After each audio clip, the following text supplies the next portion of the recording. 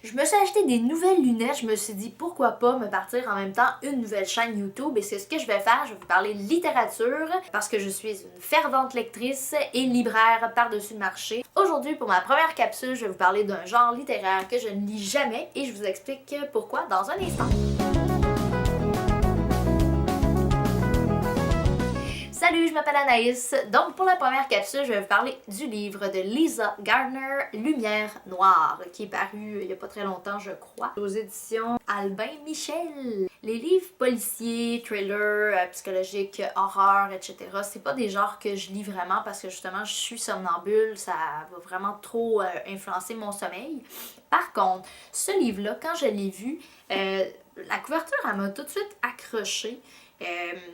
J'ai vraiment eu envie de le lire tout de suite en regardant la couverture, puis en lisant la quatrième de couverture, je trouvais qu'il y avait quelque chose d'intéressant. Tu sais, déjà au début, 472 jours, c'est le temps qu'a passé Flora aux mains de son bourreau. 472 jours plongée dans un abîme de ténèbres à n'espérer qu'une chose, survivre. J'ai lu les premières pages, puis tout de suite, il y avait comme une espèce de narration que je trouvais qui avait l'air vraiment intéressante, d'être enfermée dans une genre de caisse en pain, en forme de cercueil. Je me disais, oh my god, où est-ce qu'on s'en va avec ça? Ça a l'air vraiment intéressant. Donc, je l'ai lu.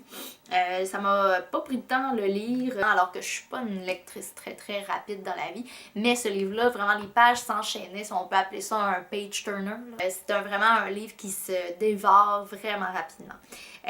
Donc, rapidement, l'histoire, c'est Flora. Elle a été kidnappée puis détenue pendant 472 jours. C'est ça, dans une caisse en forme de cercueil. Puis là, elle a été libérée, c'est ça, 472 jours plus tard. Son kidnappeur est décédé. Ça se passe, je pense, 5 ou 6 ans, quelque chose comme ça, plus tard. Alors que...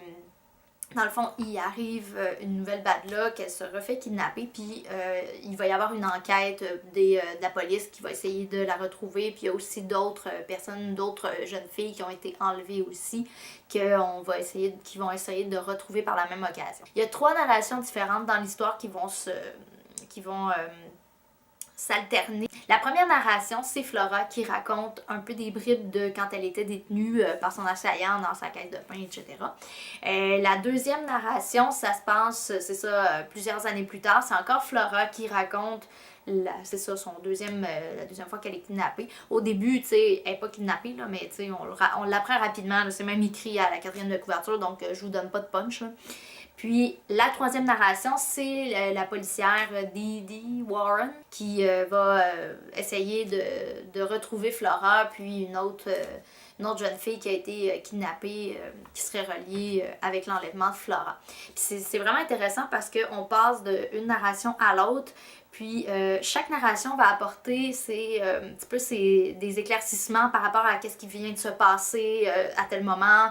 On va retourner dans le passé quand Flora était détenue, puis ça va nous donner des indices, puis on va un peu suivre l'enquête policière à travers les découvertes que les policiers font et qu'est-ce qu'on nous apprend à travers les yeux de Flora. Chaque narration différente était vraiment bien amenée, c'est pas trop long, on veut vraiment savoir la suite, c'est pour ça que ça s'enchaîne super rapidement, c'est vraiment dynamique. J'ai trouvé que c'était bien écrit. J'avais jamais lu de Lisa Gardner. C'était ma première expérience. Puis j'ai vraiment aimé son écriture. Tu sais, c'est traduit parce que c'est une américaine, mais je trouve que c'était vraiment bien écrit. Je dirais que la première moitié de l'histoire, j'ai trouvé ça super captivant. Vraiment...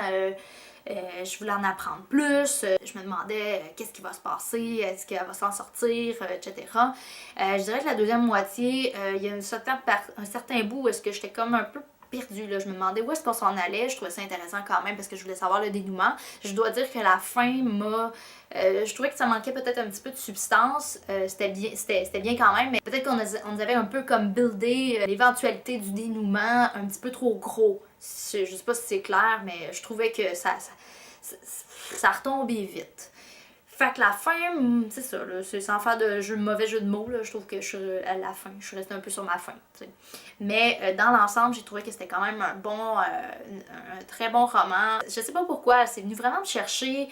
Je trouvais que, tu sais, pourtant, ça contenait beaucoup de clichés de livres, de romans du genre, de, tu sais, policiers, enquête policière, que j'haïs habituellement, puis un peu aussi pour ça que j'en lis pas vraiment beaucoup de ce genre-là. Mais pourtant, ça m'a pas du tout achalé. Je trouvais que ça coulait bien, ça passait bien, mais peut-être dans d'autres livres, j'aurais trouvé ça super agaçant, mais ça m'a pas du tout agacé. Fait que ça m'a beaucoup surprise. C'est enlevant comme histoire parce qu'on veut savoir la suite, parce que ça se passe dans, tu sais, qu'est-ce qui va arriver, est-ce qu'ils vont réussir à la retrouver, est-ce qu'ils vont réussir à tout rassembler les pièces du casse-tête pour la retrouver, etc. Puis découvrir qu'est-ce qui l'a poussé à faire ça. Ben, parce que, dans le fond, Flora est un peu... tu sais, elle a été... quand elle a été libérée... T'sais, après ça, elle s'est dit qu'elle serait plus jamais une victime, puis elle s'est mise à justement vouloir aider les filles, d'autres filles qui auraient été kidnappées en essayant, c'est ça, à tapisse le mur de sa chambre de photos, d'articles, de personnes, de jeunes filles disparues. Puis, on le sent qu'elle est vraiment obsédée par ça. Puis, on se demande elle aussi, c'est quoi qui la pousse à précisément à vouloir absolument retrouver ces filles-là qui sont disparues, tout ça. Fait que ça aussi, c'était vraiment intéressant. Puis de voir aussi comment elle s'en est sortie, Flora, pourquoi elle a réussi à survivre, puis tu sais, toutes les choses qu'on apprend au fur et à mesure de comment qu'est-ce qu'il a fallu qu'elle fasse pour réussir à survivre. Puis comment qu'elle vit sa vie, comment son entourage, sa famille, sa mère, etc. Dans son entourage, comment qui réussissent à survivre à ça. Puis j'ai trouvé qu'il y avait un élément très intéressant. Elle a fait vraiment beaucoup de recherches, Lisa Garner, là-dessus. D'ailleurs, on en parle à la fin de son livre. Elle va donner plusieurs cues, plusieurs choses de où est-ce qu'elle est allée chercher telle chose. Oui, il y a plein d'éléments qui sont un peu tirés par les cheveux, mais tu sais, de la façon que c'est amené, il y a un côté un peu, tu sais, on le sent que c'est pas loin de la réalité de qu'est-ce que ça, tu sais, que ça pourrait arriver, ça pourrait être véridique. C'est ce qui complète cette première capsule. J'espère que vous avez apprécié. Si c'est le cas, n'hésitez pas à mettre un petit pouce en l'air. Vous pouvez aussi vous abonner à la chaîne. Je vais essayer de vous mettre le plus régulièrement possible dans la mesure de ma personnalité. Des lectures, des suggestions de lecture, etc. Des capsules de tout genre. J'aimerais ça aborder différentes choses en lien avec la littérature. Je vous dis à bientôt pour une prochaine vidéo. Bye!